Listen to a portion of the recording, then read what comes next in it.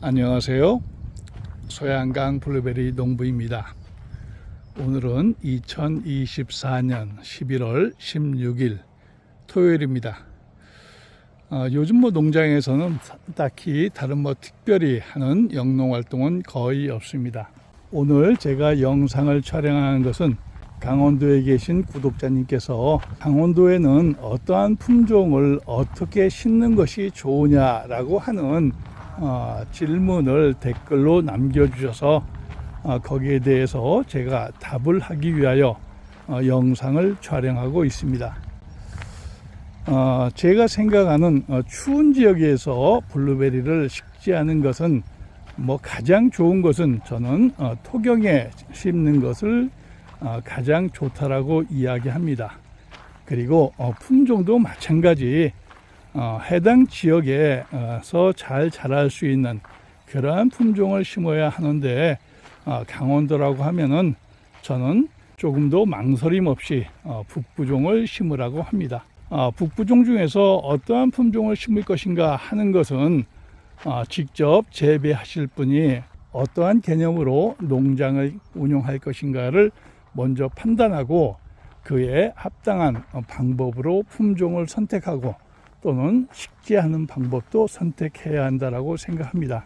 예를 들어서 저처럼 주변에 큰 도시를 끼고 있다면 체험 농장도 괜찮은 방법입니다. 체험 농장을 하려면 저는 노지에 이렇게 널찍널찍하게 심는 것이 좋다고 생각합니다. 직접 농장을 방문하신 분들이 편안한 마음을 가지고 농장에서 체험을 할 수 있는 그러한 환경을 만들어주는 것이 좋지 않겠나 하는 것이 제 기본적인 생각입니다.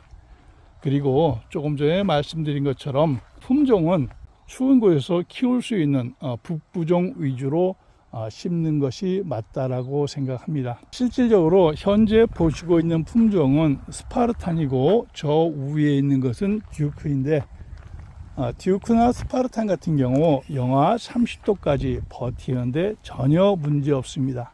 이 추운 강원도 지역에서 남부종이나 레비다이를 노지에 식재하는 것은 정말 부질없는 짓이라고 저는 확실하게 말씀드릴 수 있습니다. 저도 춘천에서 시험적으로 남부종도 키워보고 또 레비다이도 심어보았는데 결국 남부종이나 레비다이는 중간에 포기할 수밖에 없었습니다.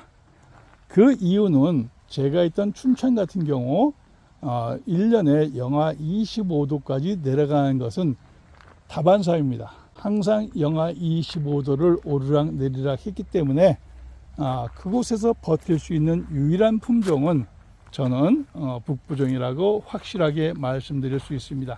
물론 남부종 중에서도 추위에 좀 강하게 버틸 수 있는 품종이 있으나 상시적으로 큰 추위가 없어서 버틸 수 있지만 그러다가 어느 한 해에 강추위가 온다고 하면은 심었던 남부종이나 레비다이는 금방 죽게 마련입니다. 따라서 지역이 주는 기상의 특성을 고려해서 반드시 추운 지역에서는 북부종을 심으라고 저는 항상 말씀드립니다. 여기에 이제 심은 것이 북부종 중에서 이제 듀크라는 품종이고 요 아래쪽은 북부종 중에서 스파르탄이라는 품종인데 제가 강원도에서 다시 농장을 조성한다면 아마 듀크와 스파르탄 위주로 심지 않겠나 이렇게 말씀을 드리겠습니다. 제가 듀크를 추천하는 것은 추위에 강하고 또한 춘천 같은 추운 곳에서도 6월 10일 정도면 첫 수확이 나오기 때문에 장마철 전에 거의 수확의 대부분을 할 수 있는 그러한 특징이 있기 때문에 장마 전에 수확할 수 있는 그리고 추위에 강한 북부종을 저는 추천합니다. 그런데 이 추운 곳에서 조기에 생산하겠다라고 하시면서 시설 하우스를 설치하고 그 시설 하우스 안에 북부종을 심는 것은 가장 잘못된 선택입니다. 실질적으로 북부종 같은 경우 저온 요구 시간이 800에서 1200시간 정도 지나기 때문에 이 저온 요구 시간을 충족시키기 위해서는 상당한 기간 노출되어 있어야 합니다. 그런데 조기에 수확하겠다는 목적으로 시설 재배를 하고 또 거기서 가온을 한다라고 하면서 북부종을 하는 것은 정말 잘못된 것이다. 차라리 시설에서 가온을 한다면은 휴면 시간이 가장 짧은 남부종을 식재하는 것이 좋다라고 저는 생각합니다. 하지만 지리적으로 굉장히 추위가 심한 강원도 지역에서 시설 하우스를 설치하고 거기에 남부종을 식재했을 경우 겨울나기를 하는 동안 최소한의 온도를 보장해 주기 위해서는 틀림없이 가온을 해야 하고 그 가온에 들어가는 연료비는 같은 품종을 가지고 같은 시기에 수확하는 저 남쪽에 있는 전문 농장과는 경쟁의 상대가 될 수 없습니다. 예를 들어서 김해나 저 남쪽 남해 어디에서 시설 재배하는 경우에는 일단 무상일수, 서리가 내리지 않는 일수가 220일 정도 되는데 춘천 같은 경우 무상일수, 즉 서리가 내리지 않는 일수가 160일밖에 되지 않습니다. 즉 이렇게 무상일수가 짧은 이러한 지역에서 시설 하우스를 설치하고 거기에다가 북부종의 품종을 심는 것은 정말 쓰잘데기 없는 가장 잘못된 판단이라고 저는 생각합니다. 시설 하우스를 하게 되면 무조건 좋은 요구 시간이 짧은 남부종을 심는 것이 유리합니다. 그렇게 해야지 조기에 생산하기 위한 시설 하우스의 설치 목적과 일치하는 것입니다. 오늘은 제가 댓글로 강원도에서 블루베리를 재배하는데 어떠한 품종을 식재하는 것이 좋으냐라는 구독자님의 질문에 답변을 드리기 위해서 영상을 촬영하고 있습니다. 그런데 제가 분명하게 말씀드릴 수 있는 것은 강원도에서 시설 재배는 바람직하지 않다. 강원도에서 시설 재배할 경우 그 시설을 유지하기 위한 난방비는 남쪽에 있는 시설 재배 단지와 비교했을 때 비교가 불가능할 정도로 많은 비용이 들어가기 때문에 결론적으로 생산비적인 측면에서 남쪽에 있는 농장과 경쟁의 상대가 되지 않기 때문에 강원도 추운 지역에서는 노지에 식재하는 것이 가장 바람직하다, 이렇게 말씀드리겠습니다.